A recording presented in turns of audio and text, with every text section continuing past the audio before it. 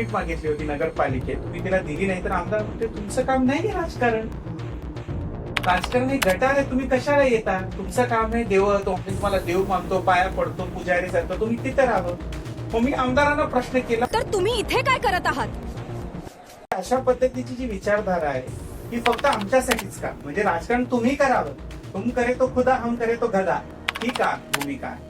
कुठेतरी याच्यामध्ये असं नाही वाटत का की लिंगभेद केला जातो फक्त केवळ विकास हा बाजूला राहिला जातो. समाजाचा किंवा देशाचा, आपल्या राज्याचा विकास व्हावा, एक डेव्हलपमेंटच्या दृष्टीने विचार केला जावा, याच्याबद्दल तुम्हाला काय वाटतं? राजकारणी कोण असावा, पहिला प्रश्न हा आहे.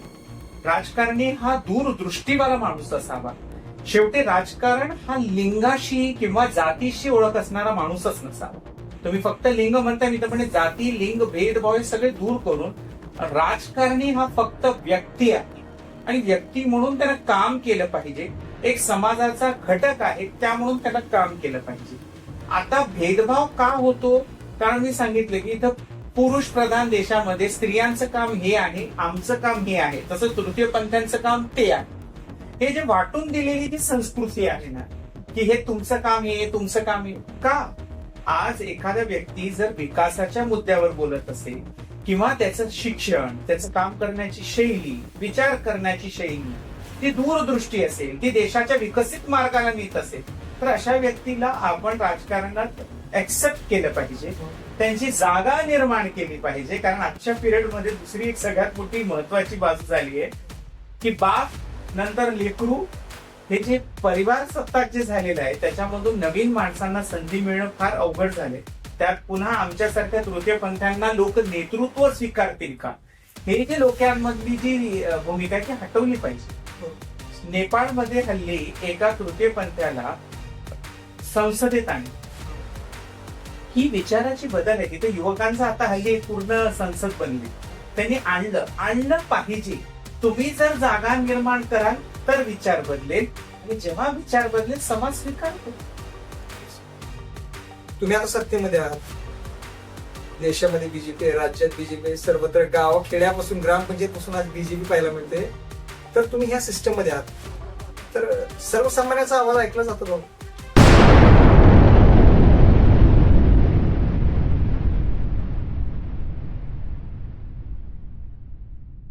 तर नमस्कार मंडळी, सोशल युवा पॉडकास्ट सिरीज मध्ये तुम्हा सर्वांचं सहर्ष स्वागत. आज आपण एक अशा व्यक्तिमत्वाशी गप्पा मारणार आहोत. ती व्यक्ती म्हणजे डॉक्टर सान्वी मॅडम, ज्या की आपल्या समाजामध्ये हिणवलं जातं, नाही त्या गोष्टी त्यांना बोलल्या जातात. त्याच समुदायामधून आज त्या डॉक्टरेट, पीएचडी झालेल्या व्यक्ती आहेत. त्यांच्याच माध्यमातून त्यांनी ऍज अ मोटिवेशनल स्पीकर म्हणून कार्य केलेलं आहे. त्याचबरोबर त्यांच्यामध्ये उत्तम लावणी कलाकारही आहे. त्याचबरोबर त्या राजकीय क्षेत्रातही आज कार्यरत आहेत. त्या सध्या ट्रान्सजेंडर समाज कल्याण विभागाच्या महाराष्ट्र प्रदेशाच्या उपाध्यक्षही आहेत. तर त्यांच्याकडून आज आपण राजकारणामध्ये खरंच तृतीयपंथीयांना सन्मान दिला जातो का, आणि खरंच या समाजाने राजकारणाकडे कसं पाहिलं पाहिजे, एक ना की एक लिंग किंवा एक जेंडर पाहून हा समाज कुठेतरी विकासाच्या बाबतीमध्ये मागे पडलाय का, हाही प्रश्न उपस्थित होतो. या सर्व प्रश्नांची उत्तरं आज आपण सान्वी मॅडम यांच्याकडून जाणून घ्यावं. सान्वी मॅडम, थोडासा आमच्या दर्शकांना तुमचा इंट्रो द्यावा. नमस्कार, माझं नाव डॉक्टर सान्वी जेठवाणी आहे. मी मूळ नांदेडची रहिवासी असून मी सध्या एक तृतीयपंथी सामाजिक क्षेत्रामध्ये काम करत आहे, सांस्कृतिक क्षेत्रात काम करते. खरं तर आता माझं पद म्हणजे मी तृतीयपंथी कल्याण मंडळ महाराष्ट्र राज्याची उपाध्यक्ष आहे. त्यासोबत तृतीयपंथी सेल भारतीय जनता पार्टीचे राज्य समन्वयक म्हणून आहे. मी संस्थेची, माझ्या सप्तरंग सेवाभावी संस्थेची अध्यक्ष आहे आणि अनेक पदांवर सध्या कार्यरत राहून सामाजिक सांस्कृतिक क्षेत्रात मी सध्या कार्यरत आहे. ओके, तर आजचा जो टॉपिक असणार आपला तो मोस्टली राजकारणावरती आपण फोकस करणार आहोत. तुम्ही वेगवेगळ्या फील्ड मधून आहात, तुम्हाला मल्टिपल नॉलेज असलेले व्यक्ती आहात तुम्ही आज. तर मग माझा पहिला प्रश्न असा आहे की एक तृतीयपंथी म्हणून या समाजातील, या ज्या महाराष्ट्रातील किंवा आपल्या देशातील राजकारणाकडे तुम्ही कसा पाहता? खरं तर हा प्रश्न त्यांनाच विचारलं पाहिजे. कारण अनेक वेळेस राजकारणी लोकांनी भाषण देत असताना हिजडा हा शब्द चीड म्हणून किंवा शिवी म्हणून वापरलेली आहे. ज्या गोष्टीची आमची ओळख असली पाहिजे त्या गोष्टीला शिवी म्हणून वापरली जाते. तिथंच विचार करा की हिजड्यांना, किन्नरांना, तृतीयपंथ्यांना राजकारणी लोक कशा पद्धतीने पाहतात. आपण आधीपासून बघतो भारत हा पुरुष प्रधान देश आहे आणि पुरुष सत्ताक देश आहे.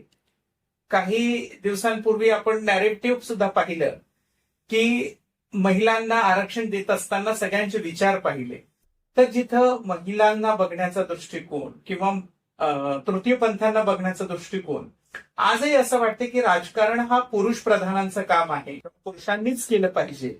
हे जे मत आहे यामुळे तृतीयपंथी फक्त हे समाजाला भीक देण्याची किंवा काल मला एक आमदार भेटले होते. मी म्हटलं आमच्या बाईंनी तुम्हाला तिकीट मागितली होती नगरपालिकेत, तुम्ही तिला दिली नाही. तर आमदार म्हणते तुमचं काम नाही राजकारण.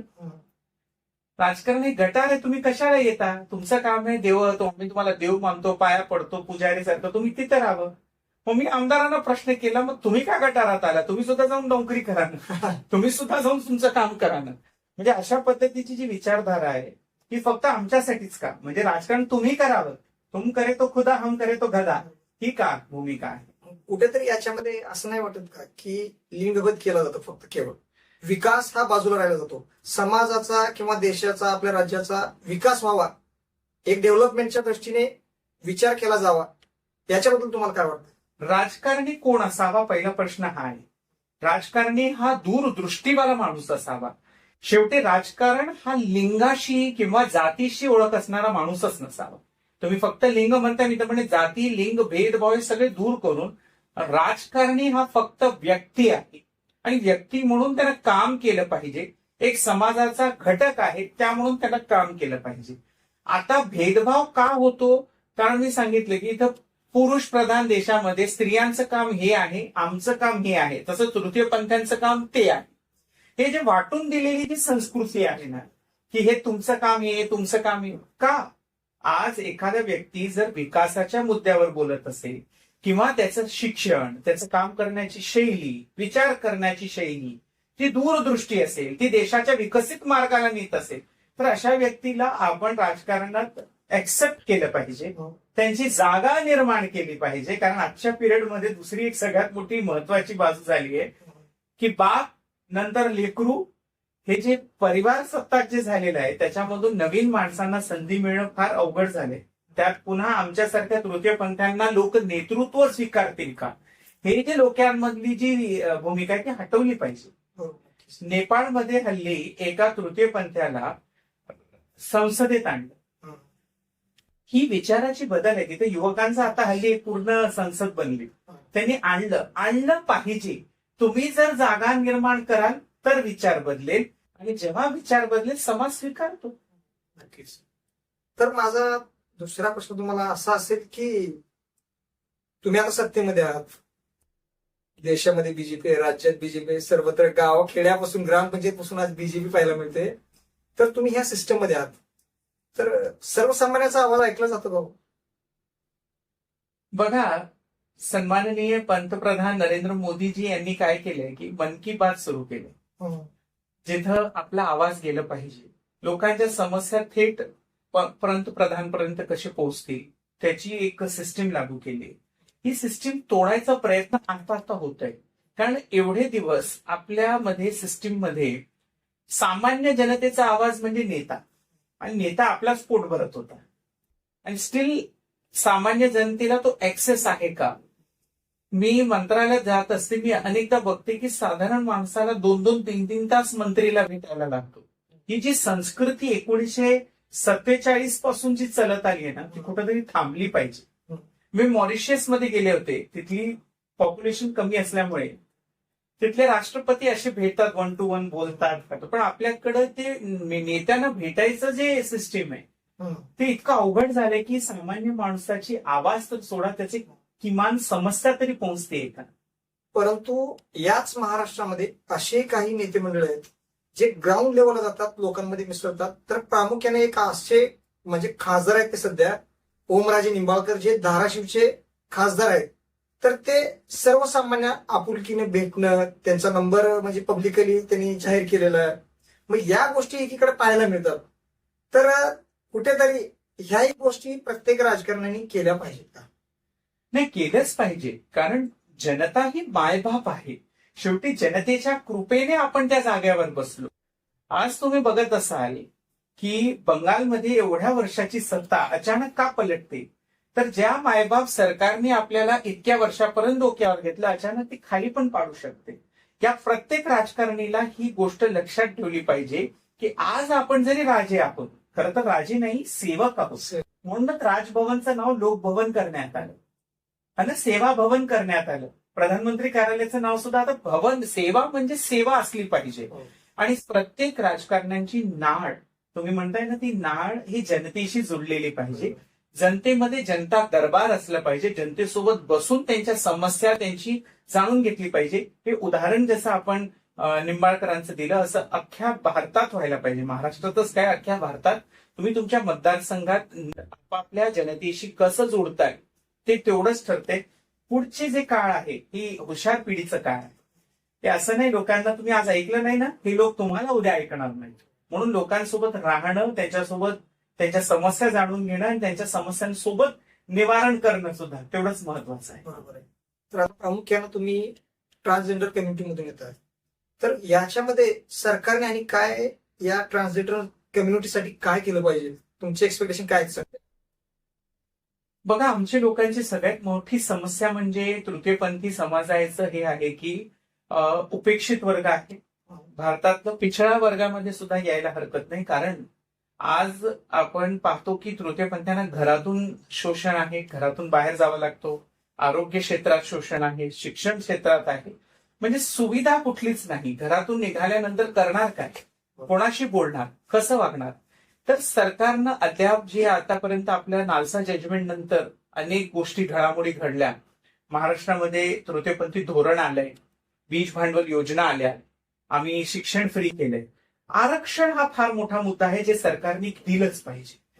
कारण अनाथांच्या धर्तीवर, दिव्यांगांच्या धर्तीवर तृतीयपंथ्यांना 1% आरक्षण पाहिजे. आम्हाला जातीच्या लाईनमध्ये ना, महिला पुरुष जिथं आपण स्पोर्ट्समॅन यांना त्यांना देतो, तिथं आम्हाला आरक्षणाची फार मोठी गरज आहे आणि अख्ख्या भारतभर व्हायला पाहिजे. जेणेकरून भीक मागणारी जी आमची मंडळी आहे त्यांना कुठेतरी रोजगारमध्ये संधी दिसेल, तरच भीक सुटेल. तर सरकारने उपाययोजना करत असताना आरक्षण देणं फार गरजेचं आहे, तर या समस्या सुटतील. ओके. तर मग तुम्ही राजकारणात येण्याचा का निर्णय घेतला? सिस्टीम मध्ये बाहेरून शिव्या देऊन काम होत नाही, आंदोलनाने कधीच होत नाही. म्हणून आज दिव्यांचे बच्चू कडून नेता झाले आणि सिस्टीम मध्ये राहून त्यांची समस्या सोडवत आहेत. अशीच आमच्या समुदायाची समस्या असतील आणि अनेक लोकांची समस्या असतील, त्या ज्याला मी मार्जिनलाइज्ड पीपल म्हणेन, या सगळ्यांच्या समस्या सोडवण्याचा आवाज उठवायची माझ्यात ताकद मला दिसली आणि मला असं वाटलं की आवाज मी संसदेत पोहोचू शकते. आणि राजकारणात हळूहळू आपला पाय जर गेला, जेव्हा आपण सिस्टीम मध्ये राहतो तर तेव्हा बदल करण्याची क्षमता असते. म्हणून मी राजकारण हा क्षेत्र निवडलं. मी अनेक वर्ष सामाजिक क्षेत्रात होते. काम करत असताना असं वाटलं की एनजीओ म्हणून नक्की सेवा देऊ शकतो, सर्व्हिंग करू शकतो.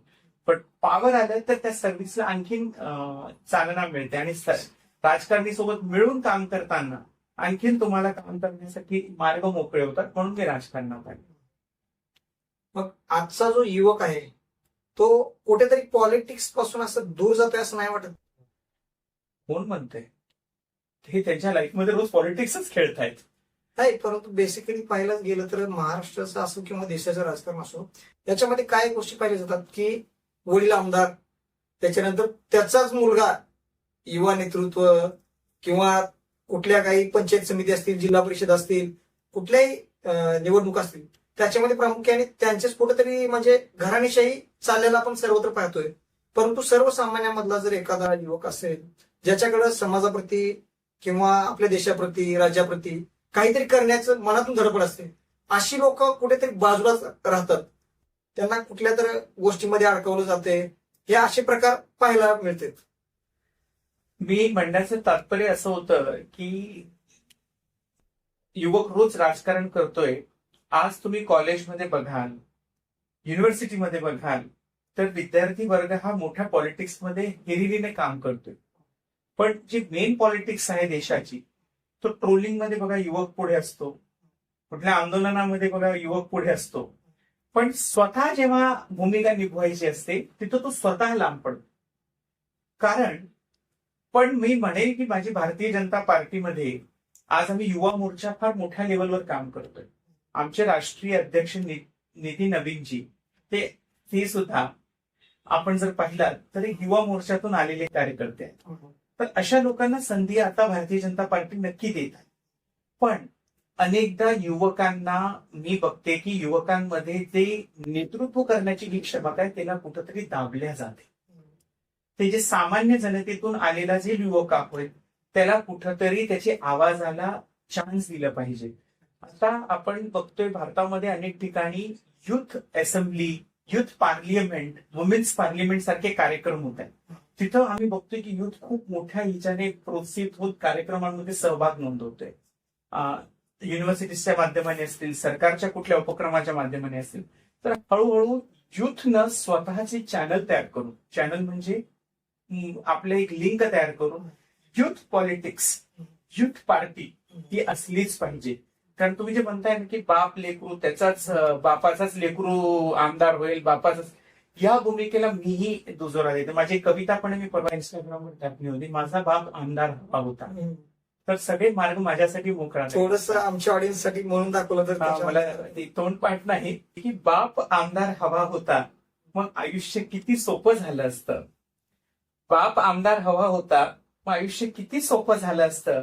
कोणत्याही कामासाठी रांगेत उभे राहण्याऐवजी फोनवरच काम झालं असतं. शिक्षण कष्ट स्वप्न हे फक्त पुस्तकातच राहिलं असतं. शिक्षण कष्ट स्वप्न हे सगळं फक्त पुस्तकातच राहिलं असतं. कारण ओळख आणि सत्तेच्या जोरावर ते थेट घरपोच आलं असतं. मी तर निवडणुकीचा विचारच करत नव्हते, कारण मी तर बापाच्या जागावर बसणारच होते. जनतेच्या मतांची काय गरज होती मला. घराण्याच्या नावावर विजय ठरलेला होता भला. जनतेनेही हे सगळं मान्य केलं आहे. तिथे वारसदारांची ही रांग लागलेली आहे. म्हणूनच म्हणते बाप आमदार हवा होता, तरच आयुष्य सरळ चाललं असतं. नाही कष्ट, नाही संघर्ष, नाही स्वप्नांची धडपड, फक्त आडनावावरच मला सगळं मिळालं असतं. अशी कविता आहे. कारण बाप आमदार, लेकरू आमदार ही प्रजासत्ताकची मला आहे ना, मला आवडत नाही. परिवाराचा एकच माणूस. नवीन विचार, नवीन संधी, नवीन सगळ्यांना संधी दिलीच पाहिजे. जी महाराष्ट्रामध्ये वास्तविकता आहे ते थोडक्यात तुमच्या शब्दातून मांडण्याचा हा प्रयत्न आहे कवितेच्या माध्यमातून. चला तर मग मला असं विचार वाटतं की आता महाराष्ट्राच्या राजकारणामध्ये सध्या सगळ्यात मोठी समस्या काय? महाराष्ट्रातील सगळ्यात मोठी समस्या सध्या अशी झाली आहे की आपण इथं सगळ्या जातीच्या बेडीत अडकलेलो आहोत. समस्यांवर कमी आणि जास्त बोलण्यावर येतो. आज हळूहळू महाराष्ट्रामध्ये ज्या पद्धतीने राजकारण झालेलं आहे, आपण बघत असाल विरोधी पक्ष ज्या पद्धतीने विकासाच्या कामामध्ये अडंगे घालतो, कधी तोड येतो. तुम्ही समस्यांवर कमी बोलून फक्त एकमेकांची वैयक्तिक टीकेंवर जास्त भर आहे. तर व्यक्तिशेष झालेलं हा राजकारण कुठंतरी संपवलं पाहिजे. आज सन्माननीय आमचे नेते देवेंद्र फडणवीस साहेब असतील, उपमुख्यमंत्री सुनेत्रा पवार जे असतील, उपमुख्यमंत्री आमचे एकनाथ शिंदे असतील, ह्या सगळ्या वेगळ्या विचारांनी आपण चालतोय आणि ग्रामच्या समस्यांवर ही 3 इंजिन सरकार चालतीये. पण कुठेतरी विरोधक आजही व्यक्तिशः टीकावर जास्त भर देतो. समस्यांवर बोललं कमी जातं आणि टीकेवर जास्त लक्ष दिलं जातं. असं महाराष्ट्राचं राजकारण. ओके. तर सध्या एकीकडे आपल्याला नेते मंडळी सोशल मीडियावरती फोकस जास्त केलेले दिसतात का ग्राउंडवरती वर्क आहे का त्या पद्धतीने? बघा, सोशल मीडियाची गरज झालेली आहे. लोकांपर्यंत आपलं संदेश पोहोचवण्याचं काम हे सोशल मीडिया करते. आपण बघत असाल की सोशल मीडिया हे खूप चांगल्या पद्धतीने वापर होतोय, पण ग्राउंडवर सध्या काम दिसताना तुम्ही आता पुणे मिसिंग लिंक आहे, महाराष्ट्रामध्ये ज्या पद्धतीने विकासाचा काय म्हणतात नाही विजनपेक्षाही विकासाचा दोरा ओढला जातोय, एक गाडा चाललाय. आता हळूहळू समृद्धी महामार्ग सारखं मार्ग आलाय, रस्त्यांची कामं सुरू आहेत. आता महाकुंभ होणार आहे नाशिकमध्ये, त्या धर्तीवर विकासाची कामं सुरू झालेली आहेत. तर आपण कामकडे लक्ष देतोय असं नाही की नाही, मग त्याला कुठंतरी नॅरेटिव्ह आणि मार्केटिंग करणं गरजेचं आहे, म्हणून सोशल मीडियावर आपल्याला दिसतंय. पण हा आमची सरकार नक्कीच दोन्ही ठिकाणी आहे, ग्राउंडवर पण आहे आणि सोशल मीडियावर पण आहे. सध्या आपण एक महाराष्ट्रामध्ये अशी परिस्थिती बघतोय, महिला असतील किंवा ट्रान्सजेंडर असतील, याच्या प्रती सरकारने काय पावलं उचलली गेली पाहिजे? सध्या आपण बघतोय रिसेंटली झालेली जी प्रकरण आहेत महाराष्ट्रामध्ये, चिमुकलीवर झालेला बलात्कार असेल किंवा हे अशोक खरात सारखी जी प्रकरणं आहेत, मग याच्याकडे सरकारची काय धोरणं आहेत का? इथं कुठंतरी आपली पूर्ण कायदा सुव्यवस्थाच मला असं वाटतं की कुठेतरी कमजोर पडल्यासारखे दिसते. आपल्याकडे कायदे खूप कडक आहेत, पण त्याची अंमलबजावणी का होत नाही, त्याचा दुर्व्यापार का होतो?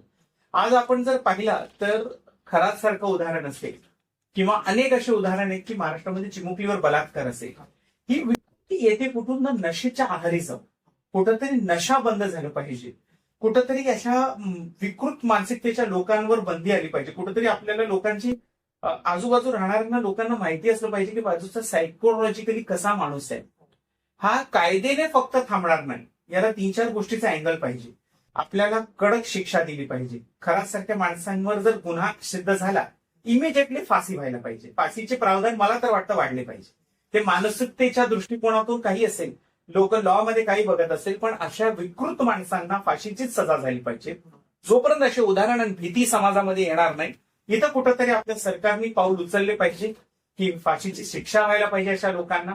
आणि कुठेही अशा आता आपल्याकडे हेल्पलाईन नंबर्स आहेत, पण चिमुकलींवर जो अत्याचार होतोय विकृत मानसिकतेच्या लोकांना संपवलंच पाहिजे अक्षरशः. त्यावर कुठलेही दोन राय नाही माझी. ओके, तर मग याच्याकडं सरकारने सुरक्षेच्या बाबतीत कसं बघितले गेले पाहिजे, महिलांच्या बाबतीत किंवा ट्रान्सजेंडरच्या बाबतीत? आज सुरक्षेच्या विषयी अनेक हेल्पलाईन नंबर्स आहेत, पोलीस दक्षता आहे किंवा आपली हिरकणी कक्ष आहे, अशा अनेक गोष्टी उपलब्ध असताना घरची हिंसा हे पण कुठेतरी थांबत नाहीये. हळूहळू याला चित्र बदलेल. सरकार आपल्याकडनं सगळे प्रयत्न करते की आपण काय काय केलं पाहिजे आणि कशा पद्धतीने या विकृत लोकांना थांबलं पाहिजे. मी पुन्हा सांगते की फाशीची शिक्षा देणं, कठोर शिक्षा होणं, आणि जोपर्यंत असे उदाहरण मार्केटमध्ये येत नाही, समाजापुढे येत नाही, हे थांबणार नाही. आणि अशा प्रवृत्तीचे जे लोक आहेत हे का निर्माण होत आहेत यावर सरकारने काम करणं गरजेचं आहे. बरोबर. तर त्याचबरोबर लोकल पॉलिटिक्समध्ये करप्शन खरंच मोठी समस्या आहे का सध्याच्या घडीला? करप्शन ही आधीपासून चालत आलेली आपली समस्या आहे. करप्शन थांबवण्यासाठीच अनेक सध्या पावलं सन्माननीय पंतप्रधान नरेंद्र मोदीजी उचलत आहेत की जेणेकरून जे सरकारचा पैसा सरकारपर्यंत पोहोचावा, म्हणून जनधन सारखे आपले अकाउंट उघडले गेले, लोकांपर्यंत थेट ती राशी गेली पाहिजे. म्हणून सगळ्या किसान असते, शेतकरी वर्ग आहे, थेट लाभार्थी आहे, शिष्यवृत्ती आहे, ही कुठल्या वाया न जाता आता डायरेक्ट थेट लोकांपर्यंत पोहोचवून कुठेतरी करप्शन थांबलं पाहिजे.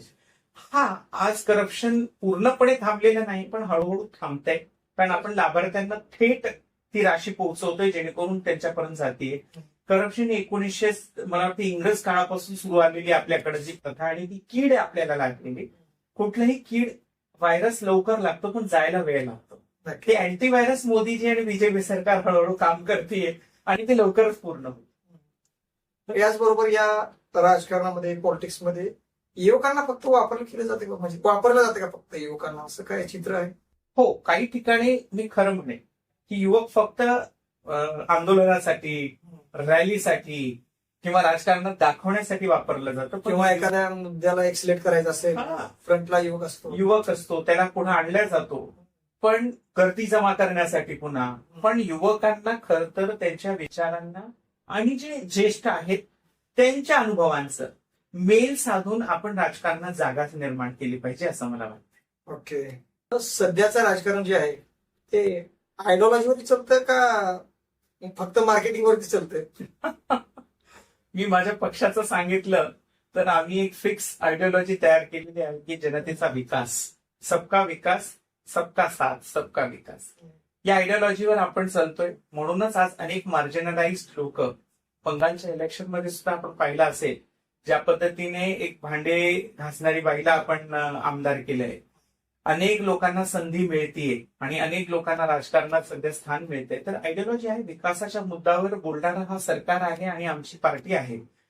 पण काही ठिकाणी आजही फेक लोक, फेक नॅरेटिव्ह, फेक काम करण्याची पद्धत, चुकीचे धोरण सांगणं हे नेहमी चालत आलेलं आहे. पण आयडिओलॉजीवर होणं काम गरजेचं आहे, कारण मार्केटिंग करून काहीच भेटत नाही. आता आम जनता हे आम आदमी पार्टीने ज्या पद्धतीने, तेव्हा तुम्ही पाहिलं असेल की फक्त मार्केटिंगवर लक्ष दिलं मागच्या इलेक्शनमध्ये, लोकांनी त्यांना नाकारलं. आपण कशा पद्धतीने काम करतोय, कुठली आयडिया घेऊन चालतोय, काय आपल्याला समाजात आलं पाहिजे, आयडिओलॉजी इज दी बेस्ट मुद्दा असलं पाहिजे आणि ती आयडिओलॉजीवर खरं काम पण व्हायला पाहिजे. आपण बघत असाल की भारतीय जनता पार्टीच्या जेव्हापासून नेतृत्व आलंय, आपण काश्मीरचा मुद्दा असेल, राम मंदिर सारखे मुद्दे असतील, हे सर्व, आणि महिलांसाठी आता आरक्षणाचा मुद्दा असेल, या सर्व गोष्टींना विकासामध्ये आणण्याचं काम ही भारतीय जनता पार्टी करते. आणि ही आयडिओलॉजीच आपल्याला पुढे नेईल आणि आयडिओलॉजी शिवाय मार्केटिंग करून काही भेटणार नाही. तर सध्या लोक ज्यावेळेस मतदान करायला जातात त्यावेळेस त्यांची कास्ट असेल किंवा त्यांचं जात असेल किंवा धर्म असेल, या गोष्टी बघून मतदान करतात का लोक? हो, कुठपर्यंत हे पण खरं आहे की लोकांमध्ये ना अद्यापही काही ग्रामीण एरियामध्ये जर तुम्ही जाल ना, आपल्या जातीचा माणूस थांबलाय त्याला निवडून आणलं पाहिजे, आपल्या धर्माचा माणूस थांबलाय त्याला निवडून आलं पाहिजे, ही जी समीकरण अद्यापही काही ठिकाणी आहेत. आणि त्याचाच बघितलं नाही का, त्या पद्धतीनं नॅरेटिव्ह सेट केलं जातं. हा, मग तुम्ही बघत असाल की मुंब्राला ज्या पद्धतीने पुरे मुंब्रा को हरा करणं आहे, हे कशावरून आलं? काही ठिकाणी ज्या पद्धतीनं आपण धर्माचाच माणूस पाहिजे, तुम्ही विकासावर बोला ना. तुम्हाला कोण माणूस पाहिजे, कोण तुमच्या त्या कॉन्स्टिट्युएन्सीला, त्या मतदारसंघाला पुढे नेईल.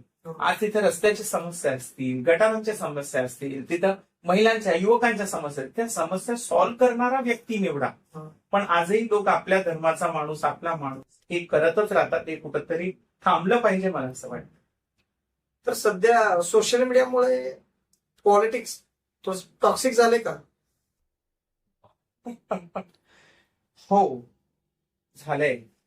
कारण तुम्ही जर पाहिलं असाल की युवक आजकाल त्या नॅरेटिव्हला डोक्यात घेऊन ती डिव्हिडेशन झालेली अचानक ज्या पद्धतीने, त्यामुळे सोशल मीडियाला घेऊन आपल्याला वापर करून लोकांपर्यंत ती समस्या पोहोचवावी लागते की नेमकं काय होतं. तो सोशल मीडियाच्या माध्यमाने हे दिसलं तर हे असंच चित्र आहे हे आपण गृहीत धरत असतो, आपला विचार मांडत नाही. जो दिखता है वही समज लेता है, वही बिकता है, असं झालंय आजच्या पिरियडमध्ये. पण मला असं वाटतं की ती जी गोष्ट आहे जी आपण ऍक्सेप्ट करतोय किंवा जे कळतंय त्याच्यावर अभ्यास होणं गरजेचं आहे. न की या सोशल मीडियानं अक्षरशः टॉक्सिक केलं. एखादी गोष्ट मार्केटला आली की लोकांच्या वाटतं की असंच आहे आणि ते त्याला धरून चालतात. आजचे जे नेते आहेत ते जनतेपासून कुठेतरी दूर गेलेत का? काही नेते आजही त्यांची नाळ लोकांशी जोडलेली आहे, ते लोकांशी राहतात, बोलतात. लोकनेते म्हणून त्यांना आपण संबोधतो. बरोबर. आमचे नेते तर तसे मला असं वाटतं की लोकांशी जोडलेलेच आहेत. आज लाडली बहीण योजना आणल्यानंतर देवाभाऊंना आपण भाऊ म्हणतोय, राखी पाठवतोय, तर ती आपुलकी लोकांसोबत आहे. पण काही ठिकाणी आपण दाखवादाखवीचा प्रयत्न करतोय की आम्ही खूप नेतेसोबत आहोत, नेता आम्हाला भेटतो, पण बहुतेकदा ते नेता नॉट रिचेबल होऊन जातो. ते आमच्या पक्षाचं असो की दुसरं असो, ते लोकांशी जे तुटतात ते लोकांसोबत मला वाटतं की खरं तर ते फार मोठे धोकादायक आहे आणि त्यांच्यापासून लोकांनी दूर ठेवलं पाहिजे. हो, काही नेते नक्की दूर पडतात, ते 10-20% असतील, पण त्यांनी नाळ जोडली पाहिजे लोकांसोबत. जर भविष्यामध्ये तुम्हाला राजकारणामध्ये तुमचं सामाजिक कार्य तर चांगले खूप, जर संधी मिळाली तर राजकारणामध्ये काय असेल निर्णय तुमचा? मला खूप काही काम करायचंय खरं तर राजकारणात येऊन. आणि राजकारणात म्हणजे मोठी पॉवर किंवा मला संधी मिळाली की मी सभागृहात आवाज उठेल, तर मला एम्पॉवरमेंट करायचं, युवकांसाठी संधी उपलब्ध करायची. ते राजकारणात असेल, रोजगारमध्ये असेल, नोकऱ्यांमध्ये असेल, की जे स्वावलंबी बनण्यामध्ये असेल. आणि पहिली गोष्ट जी मी बंद करेल ते आहे की जी खूप राजकारणी पार्ट्यांच्या मॅनिफेस्टोमध्ये असते की आम्ही बेरोजगारांना भत्ता देऊ. मी ते बंदच करणार. मला बेरोजगारपेक्षा रोजगार पाहिजे आणि रोजगार करणाऱ्यांना संधी दिली पाहिजे. बेरोजगार भत्ता नसलं पाहिजे आणि गरिबी हटाव, बेघरी हटाव हे माझा मोहीम असेल आणि एम्पॉवरमेंट करणं हे सगळ्यात मोठं माझा उद्देश राहील. आणि सगळ्यांनी स्वावलंबी व्हायला पाहिजे आणि स्वतःच्या पायावर उभं राहून कसं कष्ट करून काम करता येईल याकडे लक्ष दिलं पाहिजे. हे मी करणार. म्हणजे एकूणच हे विजन तुमचं असणार आहे येणाऱ्या काळामध्ये. येस. तर मग थोडस आपण आता मी काही रॅपिड फायर क्वेश्चन विचारतो, त्याच्यावरती बघूया काय देतं तुम्ही आता उत्तर. तर महाराष्ट्रामध्ये बेस्ट लीडर कोण आहे तुमचं? नितीन गडकरी. अच्छा. त्याचबरोबर महाराष्ट्रामध्ये फ्युचर लीडर म्हणून कोणाला बघत? Deva Bhau. One word for today's politics. Only narrative. Okay. युथला पॉलिटिक्स मध्ये यावं का? येस. पॉवर की service? Service with power. Okay. तर आपण पाहिलं मॅडम बरोबर आपल्या छान अशा गप्पा झाल्या. राजकारणाविषयी त्यांचं काय मत आहे, त्यांचं विजन काय आहे आणि एकूणच जी समाजामधील किंवा राजकारणामधील परिस्थिती आहे त्याच्यावरती मॅडमनी चांगल्या पद्धतीनं विश्लेषण करून आपल्याबरोबर गप्पा मारले. तर मॅडम तुमचा बहुमूल्य असा वेळ आमच्या सोशल युवा पुढारी या चॅनलला दिला त्याबद्दल मी सोशल युवा पुढारी टीम कडून तुमचा मनस्वी आभारी आहे. धन्यवाद.